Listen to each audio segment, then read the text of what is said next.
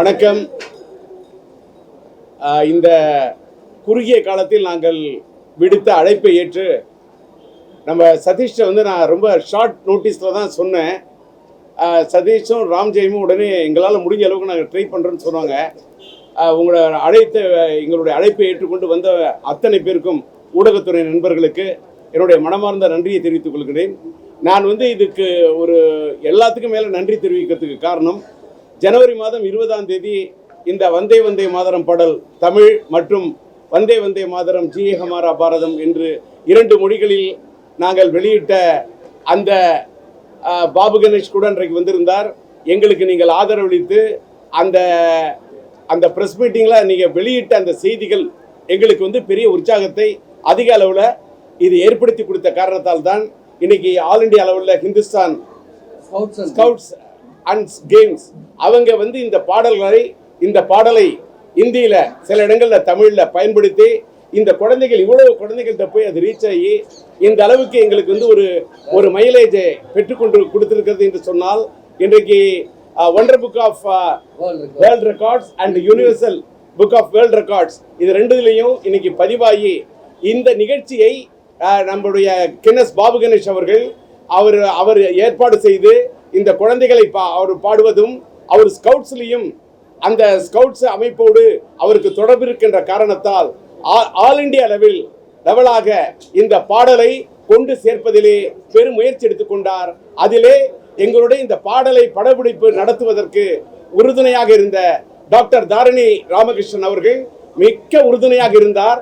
அதிலே எங்களோடு பங்கு பெற்று இந்த பாடல் நான் படப்பிடிப்பு நடத்தும் போது என்னோடு பணியாற்றிய அந்த குழந்தைகளை அழைத்து இந்த தருணத்திலே அவர்களுக்கு அந்த சர்டிபிகேட்டையும் மெடலையும் உங்களுக்கு முன்னால் கொடுப்பது சால பொருத்தமாக இருக்கும் என்பதற்காகத்தான் உங்களையும் நான் அழைத்தேன். இதற்கு காரணம், இந்த சின்னஞ்சிறு குழந்தைகள் விளையும் பயிர் முளையிலே தெரியும் என்று பழமொழி சொல்வார்கள். அதை போல சின்னஞ்சிறு குழந்தைகள், நான் சின்னஞ்சிறு குழந்தையாக ஒரு லிட்டில் சூப்பர் ஸ்டாராக அன்றைக்கு என் மகன் சிலம்பரசனை உறவை காத்த கிளி படத்தில் இருந்து ஆரம்பித்து உறவை காத்த கிளி, மைதில் எண்ணெய் காதலி, ஒரு தாயின் சபதம், என் தங்கை கல்யாணி, சம்சார சங்கீதம், சாந்தி சாந்தி, எங்க வீட்டு வேலன், பெற்றெடுத்த பிள்ளை, ஒரு சம்சார சங்கீதம், ஒரு வசந்த கீதம் என்று சபாஷ் பாபு என்று எங்க வீட்டு வேலன், பெற்றெடுத்த பிள்ளை, தாய் தங்கை பாசம், மோனிஷா மோனலிசா வரைக்கும் சொன்னால் தான் காதலா வரை ஒரு லிட்டில் சூப்பர் ஸ்டாராக அந்த பையனை உருவாக்கி காதல் அழிவதில்லை படத்திலே கதாநாயகனாக அறிமுகம் செய்வது வரை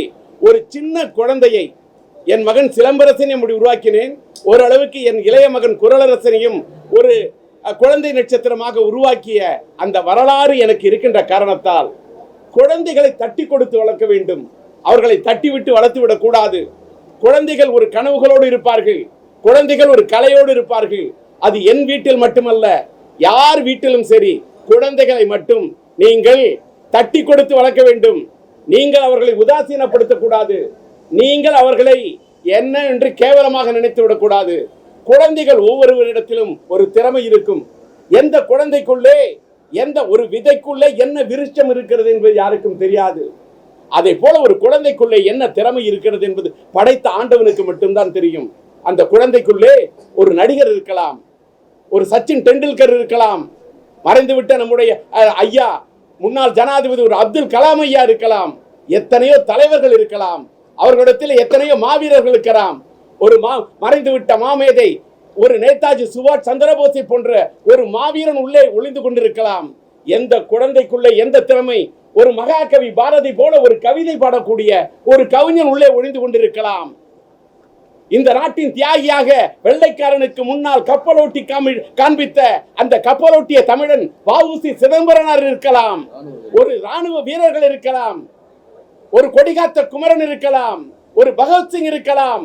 ஏன் பொம்மை துப்பாக்கியை வைத்துக் கொண்டு விளையாடக்கூடிய குழந்தை என்று நினைத்து விட வேண்டாம். நாளைக்கு ஒரு உண்மை துப்பாக்கியை கூட பிடித்து என்னுடைய பாரத தேசத்துக்காக, இந்த மண்ணுக்காக நான் குரல் கொடுப்பேன் என்று ஒரு குழந்தை உருவெடுத்து வரலாம். வீரத்தோடு வரலாம், வேகத்தோடு வரலாம், விவேகத்தோடு வரலாம். அதனால் எந்த விதைக்குள்ளே எந்த விருட்சம் இருக்கிறது என்று யாருக்கும் தெரியாது. அப்படிப்பட்ட குழந்தைகளை நாம் தட்டி கொடுத்து வளர்க்க வேண்டும். உற்சாகத்தோடு அவர்களுக்கு ஊக்கம் கொடுத்து வளர்க்க வேண்டும் என்பதற்காகத்தான் இந்த குழந்தைகளை இன்றைக்கு அழைத்து, இந்த குழந்தைகளை நான் பாராட்டுவது ஏதோ என் பாட்டை அவர்கள் பாடிவிட்டார்கள் என்பதற்காக அல்ல.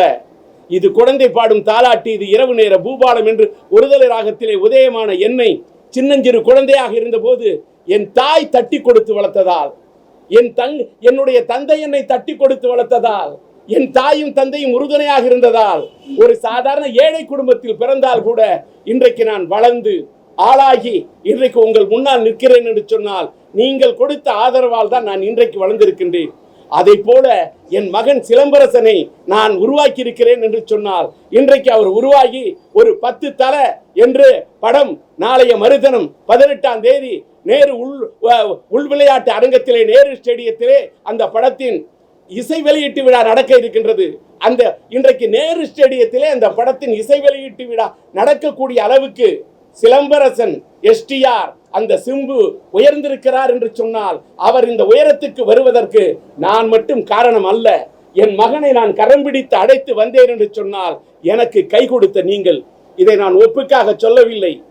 அன்றைக்கு ஒரு வந்தே மாதரம் என்ற பாடலை தமிழிலும் இந்தியிலும் வெளியிட்டேன் என்று சொன்னால், டிஆர் ரெக்கார்ட்ஸ் என்பதன் மூலம் வெளியிட்டிருக்கிறேன் என்று சொன்னால், டிஆர் ரெக்கார்ட்ஸில் அது எத்தனை பேர் இன்றைக்கு பார்த்திருக்கிறார்கள் என்ற கணக்கை விட உலக அளவிலே அந்த பிரஸ் மீட்டிங்கை நீங்கள் அத்தனை பேரும் அன்றைய பத்திரிகையாளர் சந்திப்பை, ஊடகவியாளர் சந்திப்பை நீங்கள் கொண்டு சேர்த்த காரணத்தால் தான் யாரை கேட்டாலும் அந்த பாடலை பற்றி சொல்கிறார்கள்.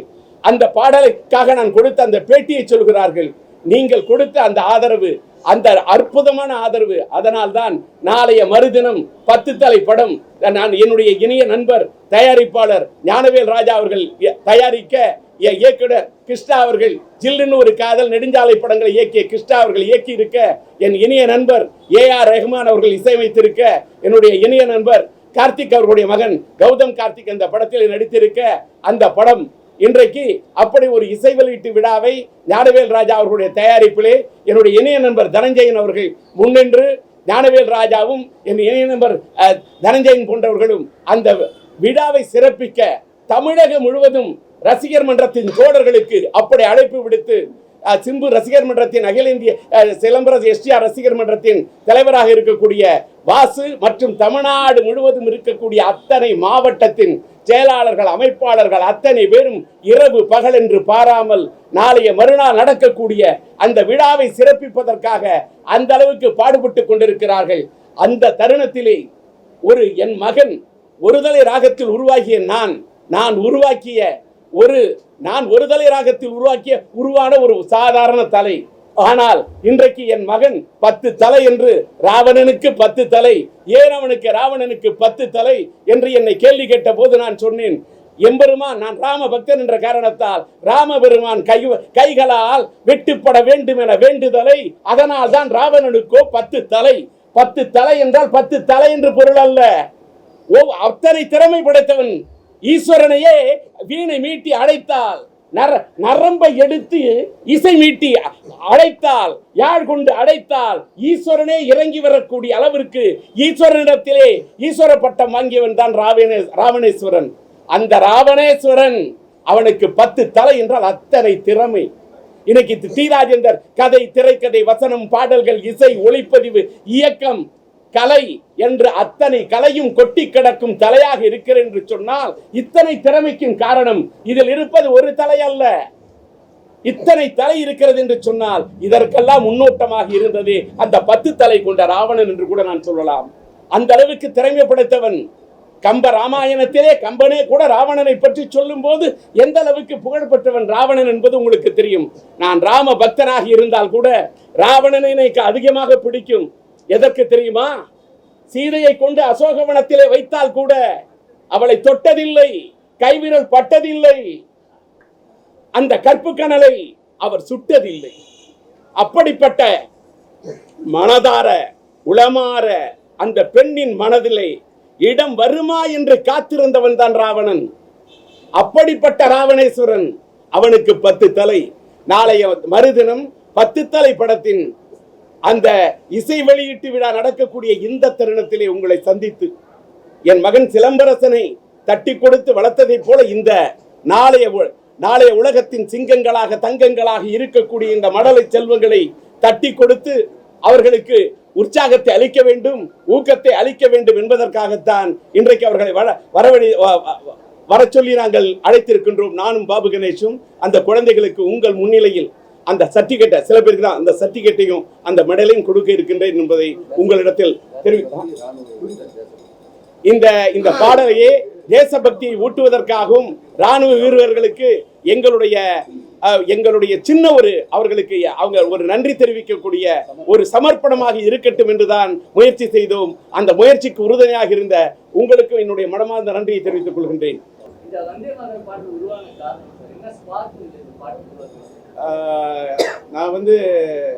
நான் டிஆர் ரெக்கார்ட்ஸ் அப்படின்ற ஒரு மியூசிக் வீடியோ கம்பெனி ஆரம்பிக்கிறதுக்காக சில பாடல்கள் பண்ணணும்னு இது பண்ணேன்.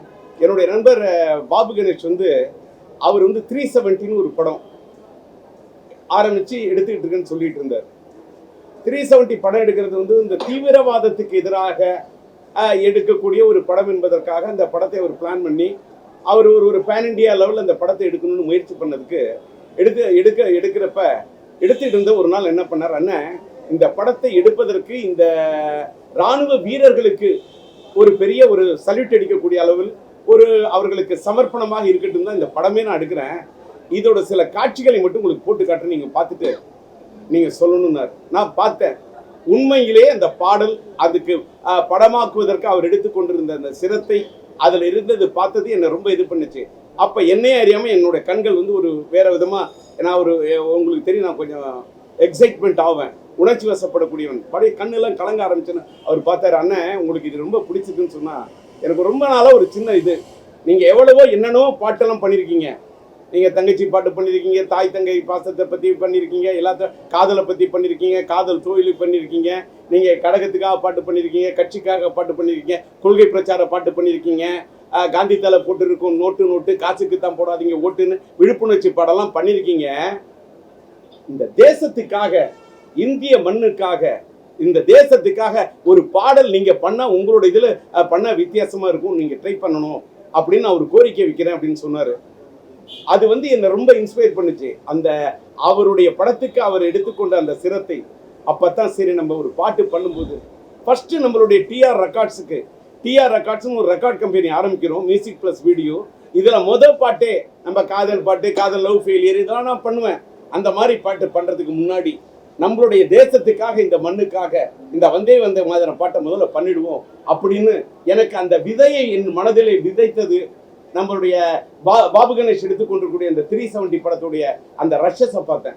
இவ்வளவும் நான் பார்த்தது ரஷஸ் பார்த்ததுமே நான் இன்ஸ்பயர் ஆகிட்டு தான் இதை பண்றதுக்கு அது எனக்கு ஒரு முக்கிய காரணமா இருந்தது. பேர குழந்தைகள்ல பேர குழந்தை இல்லம்மா, அந்த பேர குழந்தை என்று சொல்லுங்க. அது குழந்தைகள் சொன்ன மீனிங் தப்பாயிடும். என்னோட இல்ல இது பண்ண என்னுடைய பேர குழந்தை பையன் ஹைதராபாத்ல இருக்காரு. அந்த பையன் பேரு ஜேசன். அவருக்கு பள்ளியில எக்ஸாம், உங்களுக்கே தெரியும், பள்ளிக்கூடத்தில் அந்த பையன் அவனுக்கு எக்ஸாம் இருக்கிறது, ஆனுவல் எக்ஸாம். அந்த ஆனுவல் எக்ஸாம் இருக்கின்ற காரணத்தால் பையன் வரலையே தவிர ஆக்சுவலா உங்களை சந்தித்த பிறகு 18ஆம் தேதி 10 தலை படத்தின் இசை வெளியீட்டு விழா முடிந்த உடனேயே 19ஆம் தேதி நான் ஹைதராபாத் புறப்பட்டு செல்கின்றேன். என் மகளை சந்திப்பதற்கு, என்னோட பேரனை சந்திப்பதற்கு, என்னுடைய பேத்தியை சந்திப்பதற்காக நானும் என் மனைவியும் புறப்பட்டு நாங்கள் ஹைதராபாத் போறோம். அப்படி ஹைதராபாத்துக்கு போறதுக்கு முன்னாடி இந்த தருணத்தில் ஒரு பக்கம் 10 தலை ரிலீஸ் ஆகுற இந்த நேரத்தில் இந்த குழந்தைகளுக்கெல்லாம் கூட எக்ஸாம் இருக்கின்ற காரணத்தால் தான் காலையில தான் நான் ப்ரெஸ் மீட்டிங் வைக்கணும்னு சொன்னேன். நான் காலையில தான் வைப்பேன். ஆனாக்கா இந்த குழந்தைங்களாம் எல்லாரும் ஸ்கூலுக்கு எக்ஸாம். அந்த குழந்தைங்களோட எக்ஸாம் டைம் வேஸ்ட். நான் என் பையனை சிலம்பரசன் ஒரு பக்கம் நடிக்க வச்சா கூட படிக்க வச்சு தான் நடிக்க வச்சேன். ஸ்கூலுக்கு போயிட்டு வந்த பிறகு மீதி நம்ம தேவராஜ் போன்றவர்களுக்குலாம் தெரியும், தினகரன் தேவராஜுக்கெல்லாம் பையன் ஸ்கூலுக்கு போயிட்டு வந்த பிறகு மீதி கூட லீவ்ல தான் படம் எடுத்தவன். ஆனால் அந்த பிள்ளைங்களோட ஸ்கூல் டைம் வீணாயிடக்கூடாது, பரீட்சை எதுவும் பாதிச்சிடக்கூடாதுன்னு இந்த குழந்தைகள் கூட சாயங்காலம் கூப்பிட்டு நான் ப்ரெஸ் மீட்டிங் வைத்ததை போல என் பேர குழந்தை, என்னுடைய பேரன் ஹைதராபாத்தில் இருக்கின்ற காரணத்தால் தான் அடைக்க முடியும். நான் நேர்லேயே போய் இந்த ஃபங்க்ஷன்ல நீனும் வந்திருந்தா நல்லா இருக்கும், இந்த கேள்வி ஒரு சிஸ்டர் கேட்டாங்க பத்தியா அப்படின்னு போய் சொல்லுவேன். சார், பள்ளி மாணவர்கள், கல்லூரி மாணவர்களுடைய எதிர்காலம் முக்கியம் என்று நினைக்கின்ற இந்த சூழல அந்த மாணவர்களுக்கும் பள்ளி மாணவர்களுக்கும் எளிதாக போதைப் பொருள் சென்றடையக்கூடிய ஒரு சூழல் நிலவுதான் சொல்றாங்க. அதை பத்தி உங்களுடைய கருத்து என்னது? சார், நான் உறவை காத்துக்களின்னு ஒரு படம் எடுத்து இந்த நாட்டில் மது விலக்குக்காக மது இருக்கக்கூடாது, மது என்பது ஒரு அரக்கன் என்பதற்காக ஒரு படம் எடுத்தேன். இப்ப கூட நீங்க சொல்லக்கூடிய விஷயம், அடுத்த தலைமுறை, இந்த தலைமுறைக்கே தெரியாமல் பெருந்தலைவர் மறைந்துவிட்ட தமிழகத்தின் முன்னாள் முதல்வராக இருந்து மறைந்துவிட்ட அந்த கருப்பு வைரம் விருதுநகர் கண்டெடுத்த அந்த தமிழகத்துக்கு கிடைத்த விருது மாதிரி இருந்தாரே, அவருடைய காலத்திலோ இல்ல பக்தவச்சலம் மறைந்துவிட்ட முன்னாள் முதல்வர் பக்தவச்சலம் காலத்திலோ மறைந்துவிட்ட நம்முடைய மூதறிஞர் ராஜாஜி காலத்திலோ தமிழ்நாட்டில் மதுவிலக்குத்தான் அமுலிலே இருந்தது. இந்த மதுவிலக்கை ரத்து செய்து இந்த நாட்டிலே யார் கொண்டாந்தாங்களோ ஆராய்ச்சி பண்ணாதீங்க. மது இன்னைக்கு மதுக்கடைகள், சாராய கடைகள் இந்த சமுதாயத்தை எந்த அளவுக்கு சீரழித்துக் கொண்டிருக்கிறது, அதுவும் அந்த டாஸ்மாக் கடையால் எந்த அளவுக்கு இன்னொன்னு குடியை கெடுக்கும் என்று சொன்னால் குடிப்பவர்களின் உயிரையும் கெடுக்கிறது, உடலையும் கெடுக்கிறது. அந்த குடி முழுகி கொண்டிருக்கிறது. இப்ப கூட நான் படம் எடுத்தா அந்த படத்துல இந்த குடியை பற்றி குடியை கெடுக்கும் என்று சும்மா விளம்பரப்படுத்தினா மட்டும் போராது, அதோடைய கொடுமையை எடுத்து சொல்லி இதற்காக மதுவிலக்கு பிரச்சாரத்தை சொல்ற வரைக்கும் சொல்லுவோம், ஊதுற சங்க ஊதுவோம், காதுல விடுற வரைக்கும் விழட்டும் என்ற முயற்சியை செய்யக்கூடிய இடத்தில் தான் சார் நான் இருக்கேன். நான் ஜூன் மாசமே படம் ஆரம்பிக்கிறேன். ஏற்கனவே நான் படம் எடுக்கிறதா இருந்தேன். இடையில ஒரு சூழ்நிலையின் காரணமாக நான் வெளிநாடு சென்று விட்டு திரும்பி விட்டு இப்பொழுது எங்களுடைய டிஆர் சிம்பு கார்டன்ல பிரம்மாண்டமா செட்டு போட்டுக்கிட்டு இருக்கேன். நேத்தி கூட செட்டு ஒர்க்கு போனேன். இன்னைக்கு பிரஸ் மீட்டிங் முடிச்சுட்டு அந்த வேலை தான் போறேன். நாளைக்கும் பார்க்குறேன். நாளைய மறுதினம் இந்த 10 தலை படத்தின் ஆடியோ வெளியீட்டு விழா இருக்கிறது. நான் ஹைதராபாத் போய் கூட என்னுடைய படப்பிடிப்பை தொடங்குவதற்கான வேலையை தான், அதற்கான முகாந்திரத்தை தான் செய்து கொண்டிருக்கின்றேன். அரசுக்கு ஏதாவது கோரிக்கை வைப்பீங்களா? போதைப் பொருட்களை தடுப்பதற்கான வழிகளை கண்டுபிடிக்கணும் அப்படின்ற மாதிரி ஏதாவது அரசு கோரிக்கை வைக்கிறீங்க? அரசுக்கு எது தெரியாதுன்னு நினைக்கிறீங்க? எல்லாமே தெரியும். என்ன தெரியாது? எல்லாமே தெரியும். அவர்கள் என்ன செய்ய வேண்டுமோ அதை செய்து கொண்டிருக்கிறார்கள். என்னமோ இந்த அரசுல மட்டும்தான் இப்ப மதுக்கடைகள் இருக்கா? இதுக்கு முந்தைய அரசுல இல்லையா? அதுக்கு முந்தைய அரசுல இல்லையா? அதுக்கு முந்தைய அரசுல இல்லையா? மதுக்கடைகள் என்பது எப்பயோ வந்துருச்சு. வந்த பிறகு இன்னைக்கு நாடு இப்படி இருக்கு. அப்ப இன்னொன்னு, மதுக்கடைகளை மூடி விட்டால் குடிச்சிட்டு குடிகாரர்கள் கவுந்து கிடக்கிறார்கள் என்று சொன்னால், இந்த மதுக்கடைகளை மூடிவிட்டால் அரசாங்கம் கவுந்துவிடும், கவர்மெண்ட் கவுந்துவிடும் என்று குடிகாரர்கள் பிரசங்கம் செய்து கொண்டிருக்கிறார்கள், பிரச்சாரம் செய்து கொண்டிருக்கிறார்கள். அவர்கள் குடிக்கக்கூடிய குடியிலே தான் இந்த நாட்டின் அரசாங்கமே ஓடிக்கொண்டிருக்கிறது என்று அவர்கள் ஓடிக்கொண்டிருக்கிறார்கள். காலையில எப்படா கடையை திறப்பான்னு சொல்லிட்டு பல்லு கூட விளக்குறாங்களோ இல்லையோ, காலையில அந்த மதுக்கடைக்கு டாஸ்மாக் கடைக்கு முன்னாடி காத்து கொண்டிருக்கிறார்கள் என்று சொன்னால் எங்க போய் இதுக்கு பிரச்சாரம் பண்ண முடியும்? எப்படி இவர்களுக்கு விழிப்புணர்ச்சி ஏற்படுத்த முடியும்? இன்னொன்னு, ஊடகங்கள் நீங்க என்ன பண்ண போறீங்க? அதை பண்ணுங்க. எதற்கோ விவாதம் செய்யக்கூடிய நாம், என்னையும் சேர்த்தா சொல்றேன், எதற்கோ விவாதம் செய்யக்கூடிய நாம் இதற்கும் விவாதம் செய்ய வேண்டும். அடுத்த தலைமுறையை நாம் காப்பாற்றியே தீர வேண்டும். இந்த அடுத்த தலைமுறை சீரழிந்து கொண்டிருக்கிறது. இந்த சரக்கு டாஸ்மார்க் சரக்கு என்று நான் சொல்ல மாட்டேன். எந்த சரக்கு என்று, அடுத்த தலைமுறையிலே இருக்கக்கூடிய ஆண்மகன்களுக்கு, ஆண் வாரிசுகளை உருவாக்க முடியாத அளவுக்கு இம்பார்ட்டன்சி வந்து விடுமோ என்று சொல்லக்கூடிய அளவுக்கு இன்றைக்கு ஒரு பூதாகரமான ஒரு சூழ்நிலை இருந்து கொண்டிருக்கிறது. இந்த கொடுமைகளை எல்லாம் யார் எடுத்துச் சொல்வது? அதை எடுத்துச் சொல்ல வேண்டிய பொறுப்பு உங்களுக்கு இருக்கிறது என்பதை நான் சொல்லிக்கொள்ள கடமைப்பட்டிருக்கிறேன்.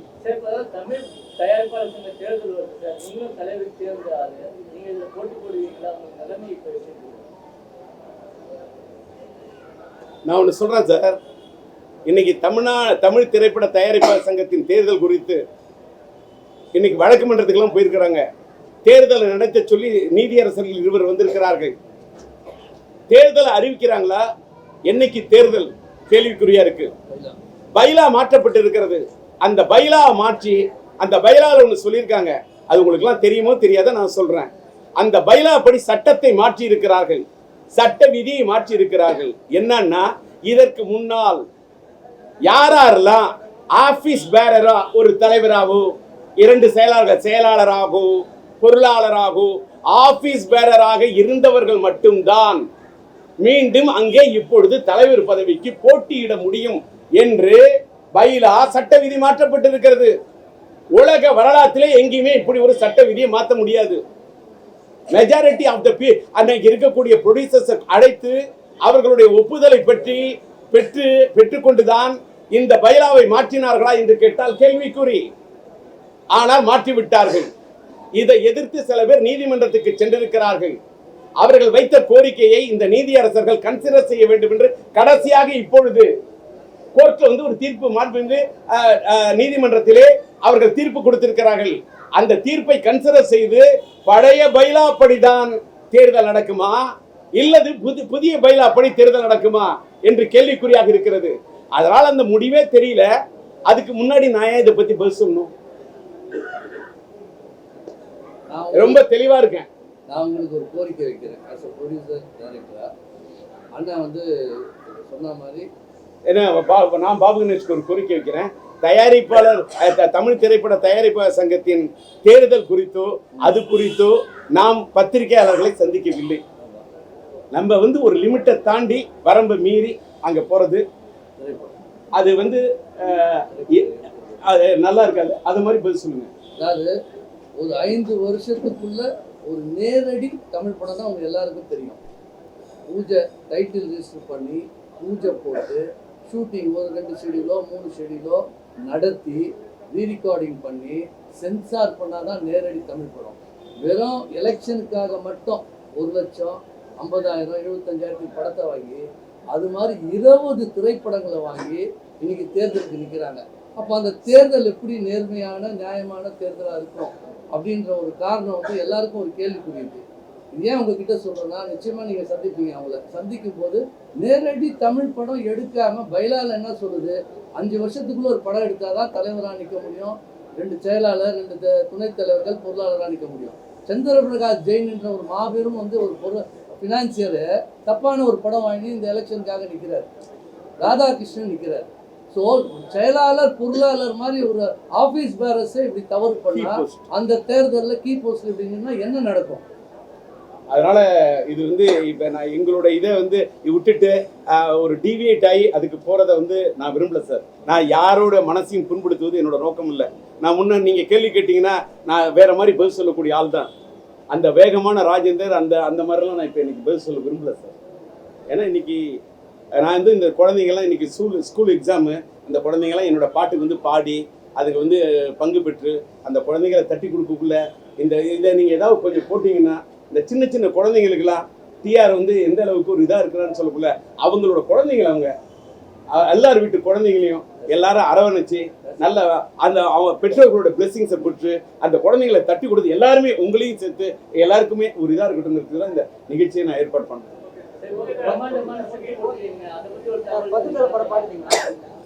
கேள்வி கேட்கறது யாரு இதுன்னு? வணக்கண்ணே. இருக்குண்ணே, ஒரு நிமிஷம் இருக்கட்டும். இப்போ கேள்வி அடிச்சு எடுத்துங்க. இன்னொன்று, நாளைக்கு தான் சார் ஆடியோவே ரிலீஸு. அதாவது 18ஆம் தேதி சனிக்கிழமை இன்னைக்கு ஆடியோ ரிலீஸு. அதுக்காட்டி படம் பார்த்துட்டீங்களா நண்பர் கேட்குறாரு. நான் இன்னும் பார்க்கல சார் உண்மையிலே. இன்னொன்று, அவங்க இனிய நம்பர் ஏஆர் ரகுமான் ரீரெக்கார்டிங் பண்ணியிருக்காரு. ரீரெக்கார்டிங் பண்ணோம், ஃபைனல் மிக்சிங் பண்ணோம், எஃபெக்ட்ஸ் எடுக்கணும், எல்லாம் பண்ண பிறகு தான் படம் ரெடி ஆகும். வெளிநாடு சென்று இருக்கக்கூடிய சிலம்பரசன் அவர் வந்துகிட்டு இருக்காரு. வந்த பிறகு படம் அப்புறமா தான் பார்ப்பாங்கன்னு நினைக்கிறேன். அதுக்கு முன்னாடி நான் பார்த்துட்டுன்னு எப்படி சார் சொல்ல முடியும்? வா புளிச்சது மாங்காய் புளிச்சது அப்படின்னு சொல்லிட்டு நான் சொல்ல முடியாது.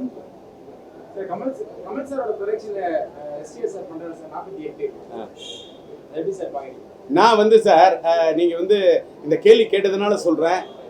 நான் தேவராஜ் போன்றவர்களும் தெரியும். நான் ஒரு கலைஞனா, திரைப்பட கலைஞனா உருவாகி ஒருதலை ராகம் படத்துல உதயமாகி நான் வந்திருந்தா கூட ஒருதலை ராகம்லாம் வரதுக்கு முன்னாடி நான் அண்ணாமலை யூனிவர்சிட்டியில் படிக்கிற காலத்துல நான் அடிப்படையில நான் மறைந்து விட்ட முன்னாள் முதல்வராக இருந்த புரட்சி தலைவர் எம்ஜிஆர் அவர்களுடைய ரசிகன்.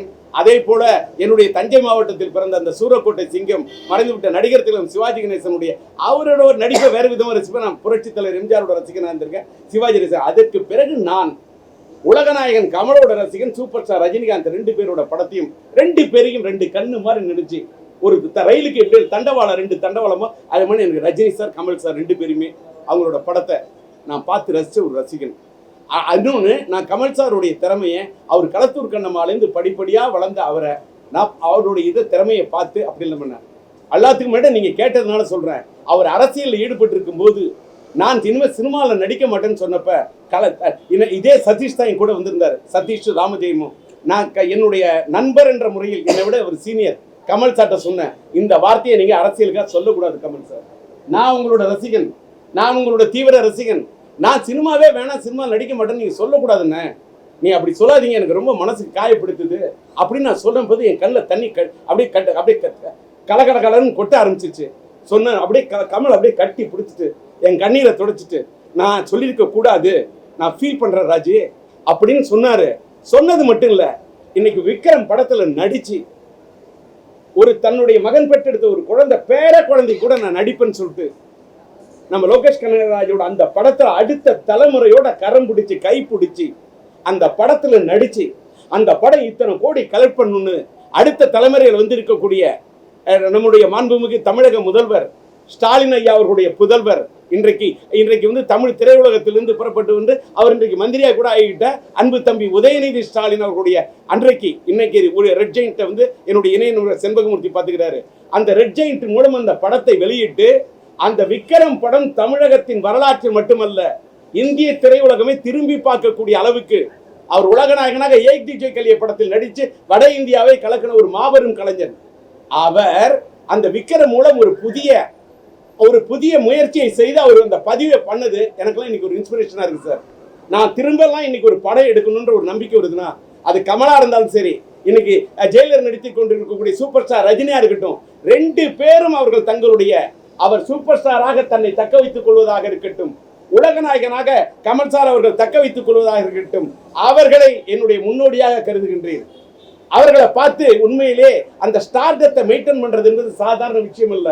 அப்படி இருக்கக்கூடிய தனக்கென்று ஒரு தனி முத்திரையை பதித்த உலக நாயகன் கமல் அவர்கள் தன்னுடைய ராஜ்கமல் நிறுவனத்தின் மூலம் என் மகன் சிலம்பரசனை தேசிங்கு பெரியசாமி இயக்கத்திலே அந்த படத்தை பிரம்மாண்டமாக இதுவரை சிலம்பரசனுடைய வரலாற்றிலே இந்த அளவுக்கு ஒரு மிகப்பெரிய பட்ஜெட் படத்தை அவர் உருவாக்குவேன் என்று உருவாக்குகிறார் என்று சொன்னால் அவருக்கும் நண்பர் மகேந்திரனுக்கும் டிஸ்டிக்கும் ராஜ்கமல் நிறுவனத்தை சார்ந்த அவர்களுக்கு எனக்கு எப்படி நன்றி சொல்றதுன்னு தெரியல. நான் அதை உண்மையிலே நான் என் மகனை கை குழந்தையா இருந்த அந்த பையனை தூக்கி உறவு காலத்தை படத்துல ஒப்பமோனே என்ற ஒரு பாடலை தான் தூக்கி அறிமுகப்படுத்தினேன். அன்னைக்கு அறிமுகப்படுத்தி வளர்ந்த அந்த பையன் இன்னைக்கு 10 தலையில் இன்னைக்கு மாநாடு ஒரு வெற்றி பெற்று என்னுடைய இணைய நண்பர் ஐசரி கணேஷ் அவர்கள் உருவாக்கிய கௌதம் என்ன அவர்கள் இயக்கி அந்த வெந்து தனி இந்த காடு அது ஒரு வித்தியாசமான ஒரு டைமென்ஷன், அதுல ஒரு பேரை பெற்று இன்னைக்கு கிருஷ்ணா இயக்கத்துல இன்னைக்கு வரக்கூடிய 10 தலை படத்துல அது வேற ஒரு டைமென்ஷன்ல அந்த படமும் இதாகி இன்னைக்கு வந்து அடுத்த படம் இன்னைக்கு ராஜ்கமல் உருவாக்கக்கூடிய தேசிங்கு பெரியசாமி பேர் சொல்லுவேன். எங்க அப்பாவோட பேர் தேசமுடையார். என்னையா அறியாம அந்த பேரை சொல்லும் போதே ஒரு எதா இருந்தாலும் விதி. இப்ப வந்து இவர் தயாரிப்பாளர் சங்கத்தில் விதி மாத்திட்டாங்களே, அந்த விதிப்படி என்னால அங்க தயாரிப்பாளர் சங்கத்தில் நிக்க முடியாதா? பரவாயில்ல, அந்த விதியை பத்தி நாங்க உழப்படல. கடவுள் எனக்கு எழுதி வச்ச இந்த தலைவிதியை பத்தி யோசிக்கிறேன். ஈரோடு கிழக்கு தேர்தலுக்கு கூட என்ன கூப்பிட்டாங்க, நான் போகல. நான் விதியை பற்றி நம்பக்கூடியவன், ஒரு காலத்தில் மதியை நம்பியவன். இன்றைக்கு கடவுள் என்ன இறைவன் விதிச்சிருக்கானோ, everything is pre written, nothing is re written. கடவுள் எல்லாத்தையும் முன்கூட்டியே எழுதிட்டாரு. இன்னைக்கு நான் உங்களை சந்திக்கணும் வந்தாரு மாதரம் பாட்டுக்காக உங்களை சந்திக்கணும்னா ஒரு ஷார்ட் நோட்டீஸ்ல சதீஷையும் ராமஜெயத்துக்கும் சொன்னேன். உங்க அத்தனை பேரும் இன்னைக்கு கூப்பிட்டு நிறுத்துறாருன்னு சொன்னா, பாபு கணேஷ் இந்த குழந்தைங்களுக்கு நீங்க ஹைதராபாத் போறீங்க, உங்க பேரனை பார்க்க போறீங்க, உங்க படத்துல நம்ம படத்துல பணியாற்றின இத்தனை குழந்தைகளையும் அதுங்களும் உங்களோட பேர குழந்தை மாதிரி தான், இந்த குழந்தைகளுக்கு உங்க கையால அந்த மெடலையும் அந்த சர்டிஃபிகேட்டையும் கொடுத்துட்டு போயிடணும்னு சொன்ன உடனே நான் ஓடோடி வந்தேன். என்னோட அழைத்த குரலுக்கு ஓடோடி வந்த உங்களுக்கு நன்றி சார். நன்றி சார்.